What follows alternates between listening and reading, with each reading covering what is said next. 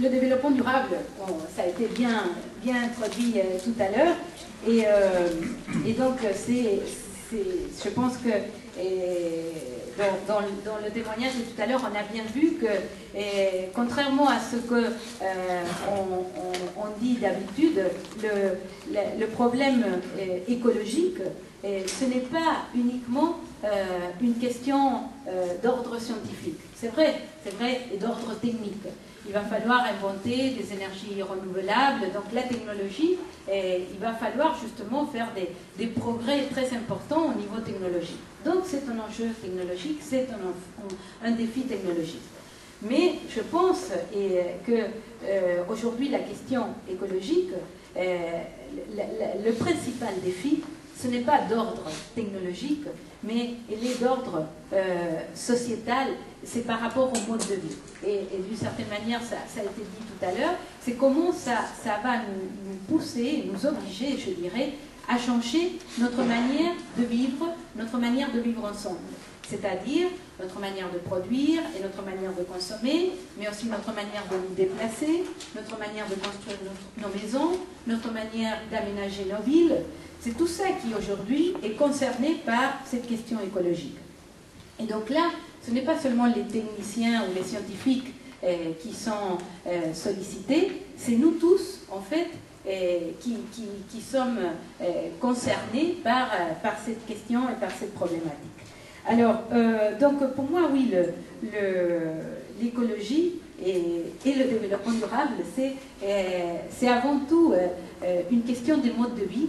Et je dis, je dis nous, quand je parle du développement durable, je parle en nous parce que pour moi, surtout toute la réflexion du développement durable, c'est une réflexion collective que j'ai fait en groupe. Et donc, voilà, je la transmets, mais c'est vraiment le fruit d'une réflexion collective. Et justement, en parlant du développement durable, nous avons dit, c'est pas tellement une question de mode de vie, parce que parfois dans le mode de vie, dans l'expression mode de vie, on voit quelque chose qui est plutôt de l'ordre du fonctionnement de la mécanique. Et en fait, nous préférons parler de style de vie. Et le développement durable devrait être un style de vie nouveau, parce que c'est pas tellement une question d'un fonctionnement différent, mais c'est justement, c'est sur la cohérence, ce qui donne de la cohérence à la vie ensemble. Ça peut prendre des modalités très différentes, le développement durable. Mais ce qui est aujourd'hui interrogé par le développement durable, c'est le sens de la vie. C'est ce qui donne de la cohérence à la vie, plus que le fonctionnement ou la mécanique pour vivre. Donc, c'est pour ça que nous parlons plus de style de vie, un style de vie nouveau, plutôt qu'un mode de vie nouveau. Alors, trois idées par rapport au développement durable, et que je vais là directement les mettre en lien déjà avec aussi quelques mots bibliques. Le premier défi pour moi associé au développement durable est par rapport à l'expérience de la limite. Vous savez, je pense que le développement durable aujourd'hui nous invite à faire en tant qu'humanité et en tant que société, d'une manière assez radicale, l'expérience de la limite. Elle nous met face à des limites. La limite des ressources naturelles qui s'épuisent et se dégradent. La limite d'un modèle de développement qu'aujourd'hui devient plus viable. On croyait que dans le modèle de développement et de croissance dans lequel on était, on pouvait continuer à croître indéfiniment. Et en fait, aujourd'hui, la planète dit non, c'est plus possible. Donc on est face à une limite. Et alors, ce qui est intéressant, c'est que cette expérience de la limite, qu'on la retrouve aujourd'hui au niveau écologique, pour moi, ça renvoie à une expérience qui est profondément humaine. Parce que la limite, c'est l'expérience de l'humain par excellence. La limite, c'est quoi? La limite, c'est tout obstacle qu'on retrouve tout au long de notre vie. C'est quand on a un échec, c'est quand on a une perte, c'est quand on a une rupture, c'est une maladie, c'est la mort de quelqu'un de proche. Tout ça, c'est des limites que nous, c'est l'expérience de la limite que nous faisons tout au long de la vie. Et je pense que, en général, les limites, et les échecs, les pertes, c'est ce qu'on voit en premier, c'est justement ce qu'on perd, c'est la partie négative. Et vous disiez tout à l'heure, quand vous avez parlé des jeunes aujourd'hui, vous disiez pouvoir donner aux jeunes la possibilité d'échouer. Et combien c'est formateur la possibilité justement d'échouer et de ne pas être toujours dans cette escalade de la réussite. Et bien, moi je pense que justement l'échec, la perte, la rupture sont les choses les plus formatrices et les choses qui structurent en fait la vie d'une personne. Parce que très souvent, quand on a fait cette expérience de perte, de rupture, d'échec, c'est souvent à ce moment-là qu'on va se poser la question si on ne peut pas faire autrement. C'est à ce moment-là qu'on va introduire la possibilité d'une nouveauté dans la vie. Quand tout roule bien, en fait, pourquoi changer? Mais c'est justement quand on vit l'échec, quand on vit la perte, qu'on se pose la question de faire autrement. Et c'est là, je dirais, que la capacité créatrice de l'humain est vraiment sollicitée. Donc oui, bienvenue la perte et l'échec, parce que c'est ça, justement, c'est là que le plus créatif de l'humain est sollicité. Donc voilà, aujourd'hui, je pense que le développement durable nous invite à faire cette expérience de la limite de manière collective. Et vous voyez, je pense que c'est très important, parce qu'en général, quand on parle du développement durable, on voit, et c'est justement une approche que je dirais, que je ne partage pas du tout dans la notion du développement durable, c'est l'idée que, comme on voit que la planète est en train de s'épuiser, donc ce qu'il faut, c'est se restreindre pour pouvoir durer plus longtemps. L'idée de durable, parfois, cette idée, c'est associé à l'idée de prolonger autant que possible, donc de limiter, de réduire, de consommer un peu moins, de produire un peu moins, de se déplacer un peu moins. Comme ça, on va pouvoir vivre plus longtemps, surtout les générations futures. Eh bien, moi je pense que c'est pas ça l'enjeu. C'est pas ça l'enjeu. Que ce qui vient faire durer, c'est pas ce que nous avons aujourd'hui. C'est pas la qualité de la vie d'aujourd'hui. Ce que nous avons à faire durer, c'est la capacité créatrice de l'humain. C'est la capacité créatrice. Et donc, justement, ce qu'il faut, c'est profiter de ces limites auxquelles nous sommes aujourd'hui confrontés pour inventer une nouvelle manière de vivre ensemble. Si par exemple, on va dire que la voiture est un des moyens aujourd'hui les plus polluants et ceux qui utilisent justement le plus le pétrole qui est en train de s'épuiser, donc il faut utiliser moins la voiture, et on dit, au lieu d'utiliser toute seule la voiture, on va par exemple faire du covoiturage. Le covoiturage, vous savez, c'est beaucoup moins confortable que d'utiliser toute seule sa voiture. Donc on va perdre du confort, c'est clair et net. Mais en faisant du covoiturage, peut-être, on va rentrer en relation avec des gens qu'autrement, on n'aurait jamais l'occasion de rencontrer. Donc moins de confort, mais plus de relations. Qu'est-ce que nous voulons de notre vie? Est-ce que nous voulons une vie dans laquelle on peut faire toujours plus vite et faire les choses de manière plus efficace et plus rapide? Ou nous voulons une vie, un mode de vie, dans laquelle justement il y ait plus de temps et plus d'espace pour la relation? Vous voyez, c'est ça l'enjeu de la limite. Et pour moi, ça, c'est deux manières complètement différentes de se situer face à la limite. Une négative, c'est de se restreindre pour pouvoir prolonger. Et l'autre, c'est une approche positive de la limite. C'est de dire, oui, on va perdre des choses. Et c'est inévitable. On va perdre des choses, mais cette perte va créer de l'espace pour gagner des choses qu'on n'avait pas avant. Par exemple, plus de temps pour la relation. Par exemple, plus de qualité de présence là où on est. Aujourd'hui, la mobilité est devenue une valeur absolue. Tellement absolue que justement, il faut être très mobile, il faut se déplacer très vite. Et en fait, plus on se déplace, plus on est mobile, moins on est présent là où on est. Et donc, est-ce qu'on ne pourrait pas avoir une vie justement avec une qualité de présence plus grande? Donc voilà les choses qu'on pourrait gagner avec un mode de vie différent. Donc c'est ça un premier enjeu pour moi central dans le développement durable, cette idée de l'approche positive de la limite. Et alors, cette approche positive de la limite, moi je le mets en lien avec une notion biblique qui va peut-être vous surprendre, mais qui pour moi dit exactement la même chose, que c'est la notion de résurrection. Pour moi, l'approche positive de la limite, c'est faire l'expérience de la résurrection. Vous savez, la résurrection, c'est justement la mort et la vie. La vie, alors on dit souvent c'est la vie après la mort, parce que la résurrection c'est associé justement à la mort et la résurrection du Christ. Donc c'est la vie après la mort. Eh bien, moi je pense que la résurrection c'est pas la vie après la mort, que c'est pas non plus la vie contre la mort, mais que la résurrection c'est la vie qui traverse la mort. C'est ça l'enjeu capital. C'est ce qui est intéressant dans la résurrection, c'est que de la mort est né quelque chose de nouveau, est né de la vie nouvelle. C'est la vie qui traverse la mort. Et donc, voilà, c'est un peu la même chose que je disais tout à l'heure par rapport à la limite, par rapport à la perte, par rapport à l'échec.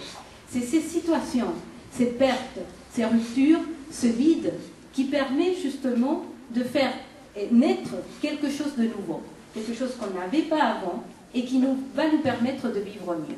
Donc, pour moi, oui, le développement durable nous invite aujourd'hui à faire ensemble une expérience de résurrection. Et en disant ça, je ne donne pas du tout une dimension mystique au développement durable. C'est pas du tout ça. Parce que, au contraire, ce que je suis en train de dire, c'est que la résurrection, c'est une expérience profondément humaine. Si ce n'est l'expérience la plus humaine qu'on puisse concevoir. Je pense que là, si vous voulez, la foi chrétienne touche ce qu'il y a de plus humain dans la vie d'une personne. Que c'est cette capacité de pouvoir traverser l'expérience de mort, l'expérience de perte, l'expérience de limite. C'est la possibilité d'être créateur, de faire naître du nouveau dans la vie. Eh bien, pour moi, c'est ça la résurrection. Et c'est ça le défi aujourd'hui du développement durable. Alors, je dois m'arrêter, mais juste rapidement, les deux autres enjeux que je voulais associer au développement durable. Mais là, je vais reprendre des mots que j'évoquais avec l'économie sociale et solidaire. Vous savez, un autre grand enjeu du développement durable, c'est apprendre une autre manière de faire du collectif. Vous savez, aujourd'hui, le grand enjeu du développement durable, c'est le collectif. Parce que, justement, qu'est-ce qu'il va falloir apprendre avec ce nouveau mode de vie qui devrait être durable? C'est beaucoup plus à mutualiser des biens et des services que jusqu'à présent, on utilisait de manière individuelle. Vous voyez, ce qui devient durable, c'est si, par exemple, le système des vélos publics. Je ne sais pas s'il y a à Orléans. Voilà.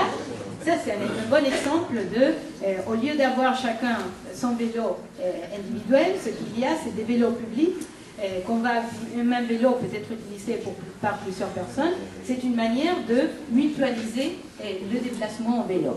Et aujourd'hui, pour pouvoir épargner de l'énergie, ce qu'on nous dit, c'est dans l'immeuble, au lieu d'avoir chacun sa chaudière individuelle, ce qu'il faut, c'est avoir une chaudière collective. Donc, la mutualisation de la chaudière. Donc, aujourd'hui, toutes les solutions en termes de développement durable passent par la mutualisation.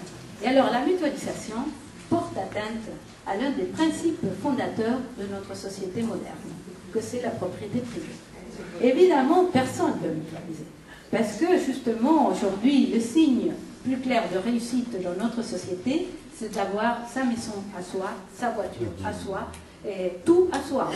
Donc, et ça va à l'encontre du modèle de réussite de notre société. Donc, le défi est absolument énorme. Mais c'est ça qui est aujourd'hui interrogé par le développement durable. Est-ce que, à travers un mode de vie plus collectif, est-ce qu'on peut être plus heureux? Parce que justement, c'est ça l'enjeu. C'est pas de dire il faut mutualiser parce que c'est une manière de pouvoir durer plus longtemps, mais il faut mutualiser parce que peut-être on va pouvoir vivre mieux. Parce que si justement, aujourd'hui, au lieu de vivre chacun toute seule dans sa maison, on accepte de partager quelques espaces avec mon voisin, c'est pas seulement que je vais épargner de l'énergie, mais peut-être je vais avoir encore une fois beaucoup plus de relations, je vais avoir une vie beaucoup plus en relation avec d'autres. Et donc on revient avec à l'exemple du covoiturage, oui, c'est peut-être un peu moins de confort, mais avec plus de relations. Donc à mon avis, là il y a un enjeu énorme, c'est comment aujourd'hui le collectif on peut représenter le collectif et faire voir le collectif comme porteur de bonheur. Et là, si vous voulez, je le mets en lien avec la notion que j'évoquais tout à l'heure d'alliance. Vous voyez, l'alliance, c'est ça. ce n'est pas simplement une question d'échange contractuel. L'alliance, c'est partager, et dans la mutualisation, quelque part, il faut faire confiance à l'autre. Pourquoi on ne veut pas passer de la chaudière individuelle à la chaudière collective? Parce que je ne fais pas confiance à mon voisin qui va dépenser beaucoup plus d'électricité que moi, et finalement, on va devoir payer la même chose. Donc, je ne lui fais pas confiance. Et donc, la mutualisation, c'est une affaire de confiance.